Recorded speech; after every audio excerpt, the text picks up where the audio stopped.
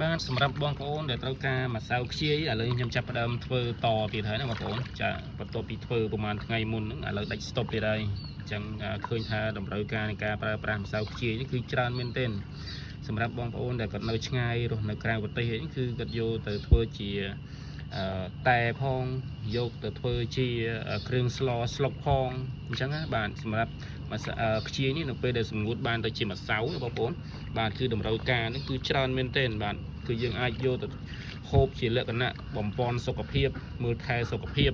អញ្ចឹងណាបាទពីព្រោះថាខ្ជាយគឺសម្បូរទៅដោយសារធាតុចិញ្ចឹមច្រើនបាទដែលអាចជួយព្យាបាលជំងឺដូចជាឈឺសន្លាក់ដៃសន្លាក់ជើងស្ពឹកម្រាមដៃម្រាមជើងបាទហើយកាពះពោះវៀននេះក៏វាត្រូវដែរហើយក៏ជួយឲ្យដើរខ្យល់ល្អអញ្ចឹងណាបងប្អូនបាទខ្ជាយគឺតម្រូវការច្រើនណាស់ហើយចាស់ដែលគាត់ឈឺតាម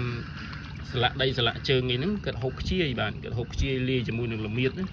ដាក់ទៅគាត់ថាបាត់ឈឺដៃឈឺជើងលឿនណាស់អញ្ចឹងវាប្រកែបាទអញ្ចឹងបងប្អូនដែលត្រូវការម្សៅខ្ជាយបងប្អូនអាចទំនាក់ទំនងបានទៅតាមរយៈលេខ077 25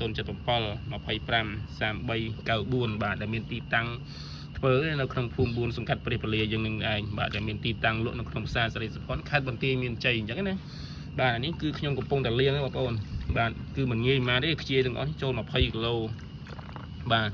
ហើយ20គីឡូនៅពេលដែលសម្ងួតទៅជាម្សៅបានជាម្សៅបងប្អូនឃើញតែច្រើនអញ្ចឹងមែនបាទមើលឃើញតែមើមធំអញ្ចឹងមែនប៉ុន្តែក្នុងនេះសិតតែទឹកឯងបងប្អូននៅពេលដែលវាសោះទឹកស្ងួតទឹកអស់ទៅបងប្អូននឹងសល់ប៉ុន្មានទេបាទ10គីឡូគឺបានខ្ជាយតែកន្លះគីឡូទេហើយជួនកាលបានតែ4ខាំទៀតផងក៏មានដែរអញ្ចឹងណាអញ្ចឹង20គីឡូបានម្សៅតែ8ខាំទៅ1គីឡូយ៉ាងច្រើនបានអស់ច្រើនប៉ុណ្ណឹងហើយនេះគឺកំពុងតែលាងហើយនេះគឺលាងបានទឹកទី1បាទអានេះទឹកទី1បងប្អូនប៉ុន្តែមិនមែនលាងតែមួយទឹកនេះចប់ទេយើងនៅកញ្ជ្រោក2 3ទឹកទៀត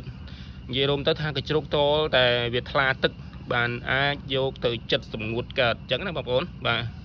អញ្ចឹងសម្រាប់បងប្អូនដែលទិញម្សៅខ្ជាយពីខ្ញុំទៅ